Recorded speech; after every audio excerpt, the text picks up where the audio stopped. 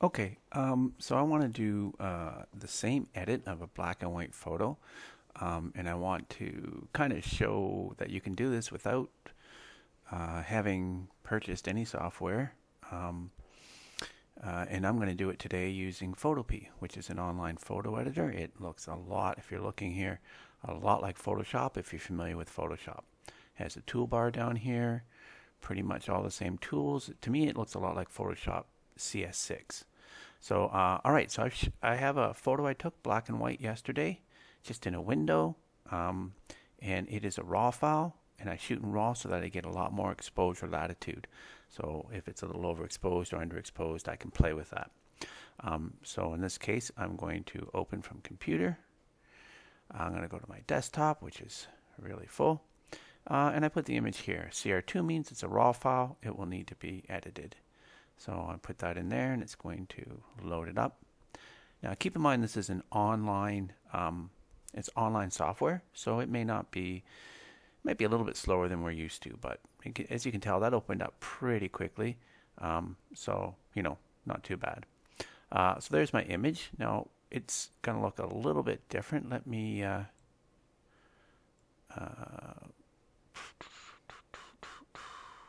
see what's next. I got channel, whatever. I'm just going to open it just like it is.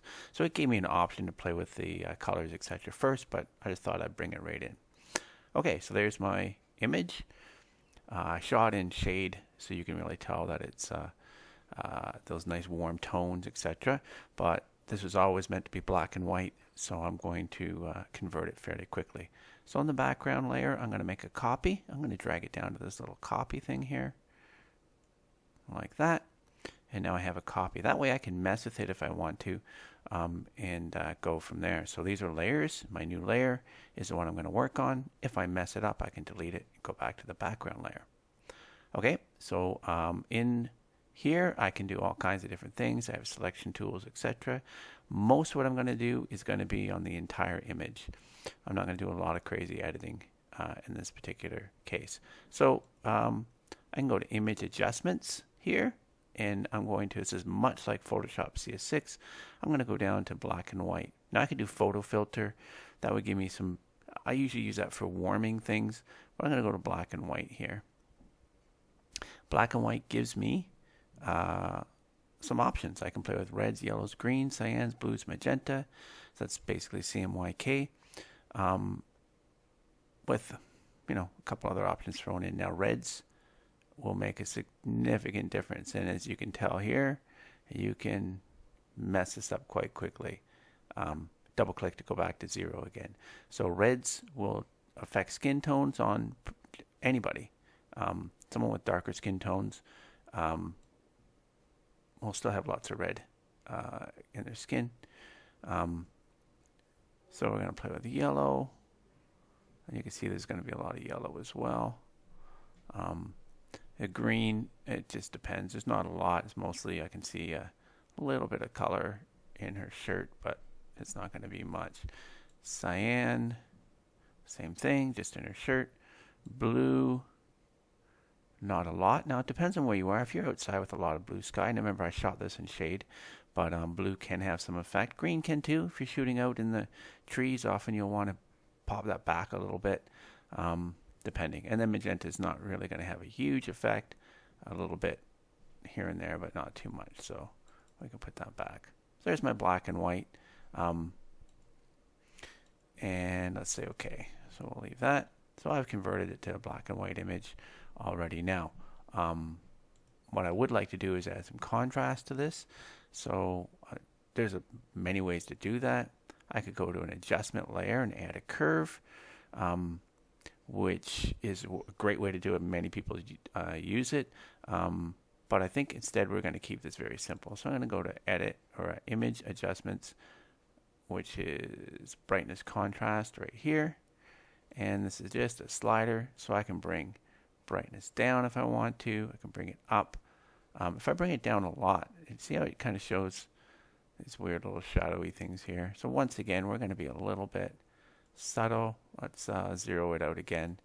And less contrast will create kind of a softer image. You can see that it's getting a little bit softer, which can be a nice look. depending, but it can also be a little bit bland. In this case, I wouldn't mind. I like the dark in her shirt, so I'm going to bring up the contrast a little bit. And brightness, I'm going to just touch it up a little bit. That looks pretty good. Let's see, preview. It depends on what you're going for. This is really turning into high key, which is actually not my favorite. I'm going to bring it down a bit.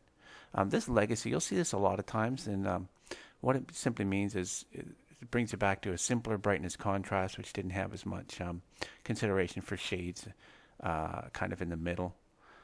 The kind of tonal changes in the middle. You can see it's kind of a bit more cartoony, strong contrast. I'm going to turn that off. I'm going to say OK. And that looks pretty good. So one more thing I'm going to do, I'm going to make one more layer. And just for fun, I'm going to play around with the dodge and burn. So dodge lightens, burn darkens. I'm going to go to burn. And up here, I'm going to adjust my brush. I'm going to make it a little bit bigger, and I'm going to make it very soft. Oops. And all I want to see here, exposure is 50%. My range is going to be shadows. I'm just dealing with her shirt. We can bring exposure down a bit. You can click in here and change it, but you can also use these little scrubbies. See, it changes to a little scrubby. So I'm going to go about 24.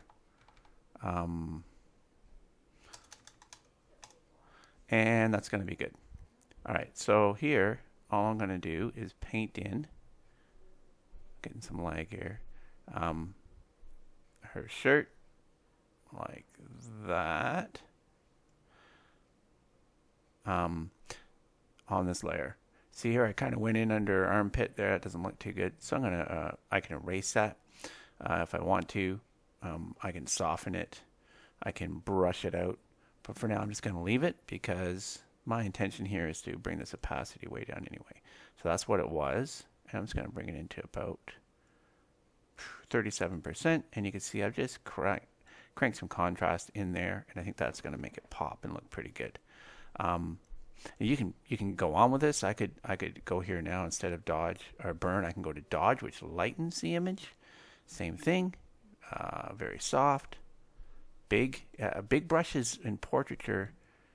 If you're making kind of large changes in tonality or contrast, I like big brushes simply because they tend to give us a little bit less blotchy. Now, so on her face here, I'm just going to pop up a little bit more light into her face, and then I can look around here if there's a little bit of shadow area, maybe here where I made a little bit dark there. I can kind of go around here and play with that a little bit. And you can see it opens it up a little bit. There's tons more you can do, but that to me basically will work. I just merge that, Control E. You can right click and just say merge down. And so that's where it was. That's where it is now. I didn't do any spot editing. I haven't zoomed in, but that's pretty good. As always, if you have any questions, just leave them in the comments. And that's using photopea.com, free. I don't know how long it'll be up, but for now it's there and it's possible to play with this stuff. Oh, one last thing. File. You can export it as a JPEG, and that's basically the same as save as. You can save it as a Photoshop document, or you can simply just export it as a JPEG, save it somewhere so you know where it is, give it a good name, and then you can choose too. This is kind of cool. Gives you a save for web as an option as well, which makes it a little bit smaller. So yeah, that's basically it. Thanks for watching.